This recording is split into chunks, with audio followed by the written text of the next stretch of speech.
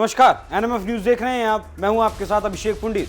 2024 के आने से पहले लग रहा है कि भारत में चुनाव का मौसम आ चुका है और हर पार्टी 2024 के मोड में आ चुकी है, क्योंकि अगर 2024 नहीं होता तो आज नेताओं के चुनावी भाषण नहीं होते। हर पार्टी का लीडर इस वक्त, जबकि 2023 चल रहा है, 2024 की भाषा बोलने में लगा है।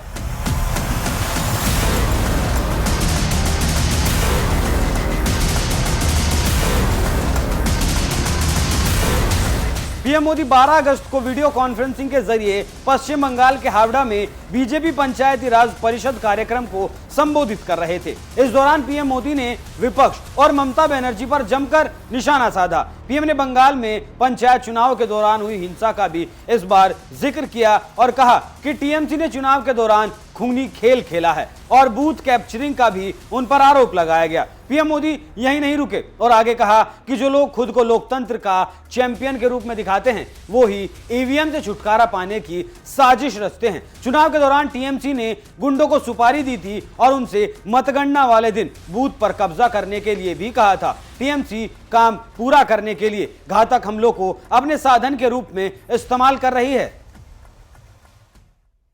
अभी वहां पंचायत के चुनाव हुए। इस चुनावों में टीएमसी ने कैसा खूनी खेल खेला, ये भी देश ने देखा है। पहले चुनाव में इनका तरीका क्या है? पहले तो चुनाव की तैयारी के लिए समय मत दो, बहुत ही जल्दी फॉर्म भरने की तारीख घोषित कर दो। फिर कोई भी विरोधी दल का, कोई भी बीजेपी का व्यक्ति पर्चा ही न भर सके, इसके लिए जो कुछ भी कर सकते हैं करो। और अगर मानो उसने चातुर्यपूर्वक फॉर्म भरने के लिए जगह पर पहुंच भी गया, तो फिर चुनाव लड़ने में अड़ंगे डालना, उनको घर घर जाने नहीं देना, प्रचार करने नहीं देना, धमकियां देना। और सिर्फ भाजपा के कार्यकर्ताओं को धमकाना ऐसा नहीं, वोटरों को भी भयभीत कर देना। और बीजेपी के जो समर्थक रिश्तेदार हैं, उनको भी जीना मुश्किल कर देना, घर से निकलने नहीं देना। और जब वोटिंग होती है तो उस वोटिंग में थप्पेबाजी करना, ये टोलाबाजों की फौज थप्पेबाजी की फौज बन जाती है।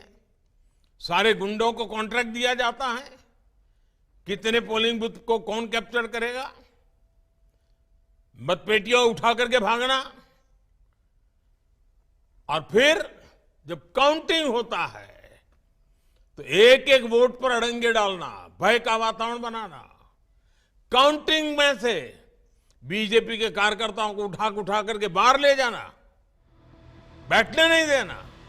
तो सुन लिया आपने क्या कह रहे हैं प्रधानमंत्री नरेंद्र मोदी। तो पहले बीजेपी ने सवाल किया और अब बारी थी ममता बनर्जी की कि वो पीएम के इस सवालों का जवाब दें। मोदी के टीएमसी के खूनी खेल वाले बयान पर मुख्यमंत्री ममता बनर्जी ने पलटवार किया और कहा कि पीएम मोदी बिना किसी सबूत के कुछ भी बोल रहे हैं। वो बिना किसी सबूत के बोल रहे हैं। वो चाहते हैं कि आम लोगों को परेशानी हो। आप भ्रष्टाचार के मुद्दे नहीं उठा सकते क्योंकि आप PM CARES fund, Rafale deal और नोटबंदी जैसे मुद्दों से खुद घिरे हुए हैं। आप लोगों को कभी कभी मूर्ख बना सकते हैं, लेकिन हर बार नहीं। ममता यहीं नहीं रुकी और आगे कहा कि आप अपने ही लोगों के खिलाफ कभी कोई कार्रवाई नहीं कर सकते जो महिलाओं के खिलाफ अत्याचार, पहलवानों पर अत्याचार और मणिपुर में अत्याचार के मामलों में शामिल हैं। तो आप समझ सकते हैं कि चुनाव आने में 1 साल बाकी है, लेकिन अभी से जुबान, तापमान और माहौल में गर्मी देखने को मिल रही है और नेता इसे बढ़ा भी रहे हैं। जानकारी देते चलें कि पीएम मोदी 12 अगस्त को वीडियो कॉन्फ्रेंसिंग के जरिए पश्चिम बंगाल के